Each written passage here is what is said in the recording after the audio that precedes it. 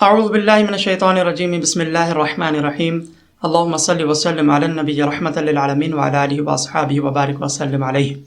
آج ہم سورہ بقرہ آیت نمبر 101 پر کلام کریں گے۔ اللہ تبارک و تعالی ارشاد فرماتا ہے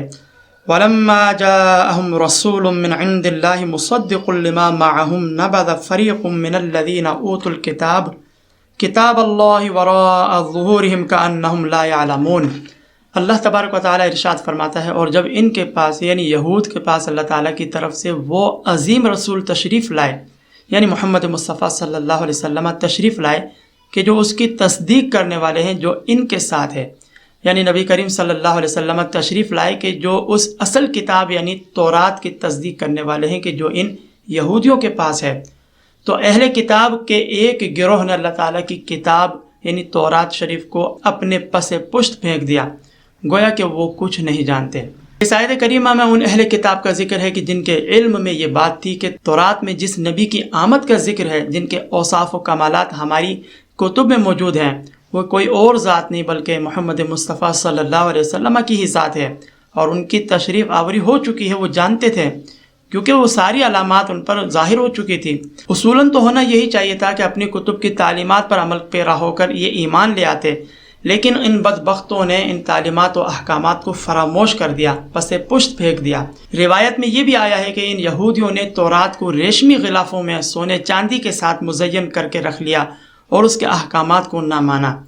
تو جب کوئی قوم اتنی بے حس ہو جائے، اتنی ہٹ دھرم ہو جائے کہ اپنی دینی بنیادی کتب کی تعلیمات پر عمل ہی نہ کرے، اس کے احکامات کو تسلیم ہی نہ کرے، تو بھلا ایسی قوم کیسے نجات پا سکتی ہے؟ کس طرح ایسی قوم سے ہدایت کی توقع کی جا سکتی ہے؟ یہودیوں کی اس طرز عمل سے معلوم ہوا کہ اگرچہ یہودی تورات کو بہت عزت و احترام کے ساتھ رکھتے تھے، بڑی تعظیم کرتے تھے، بہت زیب و زینت کے ساتھ آراستہ کر کے اسے رکھتے تھے، لیکن وہ اپنی اس دینی کتاب کی تعلیمات پر عامل نہیں تھے، عمل نہیں کرتے تھے، ان کے احکامات کو پس پشت پھینک دیتے تھے، تو ان کی مذمت میں یہ آیت کریمہ وارد ہوئی۔ اس سے اشارتاً ایک بات ہمیں یہ بھی معلوم ہوتی ہے کہ آج کے مسلمان کی حالت بھی اہل یہود سے زیادہ مختلف نہیں۔ اگر سابقہ زمانے میں یہود کا کوئی گروہ تعظیم کے طور پر تورات کو ریشمی غلافوں میں سونے چاندی کے ساتھ مزین کر کے رکھ دیا کرتا تھا، لیکن اس تورات کے احکام پر بالکل عمل نہیں کرتا تھا، تو آج کے بعض مسلمان بھی بلکہ کثیر مسلمان قرآن کریم کو اگرچہ دل و جان سے بہت زیادہ اس کی تعظیم تو کرتے ہیں، بہت احترام کے ساتھ عمدہ سے عمدہ نسخہ لے کر ریشمی مخمل اعلیٰ سے اعلیٰ غلاف میں لپیٹ کر اونچے مقام پر رکھ تو دیتے ہیں، لیکن قرآن کریم کی تعلیمات پر عمل نہیں کرتے۔ عمل بھلا کیسے ممکن ہے جبکہ قرآن پڑھنے کی تو زحمت ہی گوارا نہیں کی جاتی، قرآن کو عرصہ دراز تک پڑھا ہی نہیں جاتا، حتیٰ کہ ان غلافوں پر کہ جن میں قرآن کریم رکھا جاتا ہے، یا ان الماریوں پر کہ جن میں قرآن کریم رکھا جاتا ہے، مٹی کی موٹی موٹی تہ جم جاتی ہے۔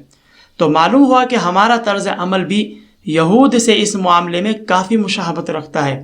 تو یہ فعل بالکل صحیح نہیں۔ اگر آخرت کی بہتری چاہتے ہیں تو صاحب قرآن صلی اللہ علیہ وسلم کی تعلیمات کی روشنی میں قرآن کو پڑھنا، اس کے احکام پر عمل کرنا یہ بے حد ضروری ہے۔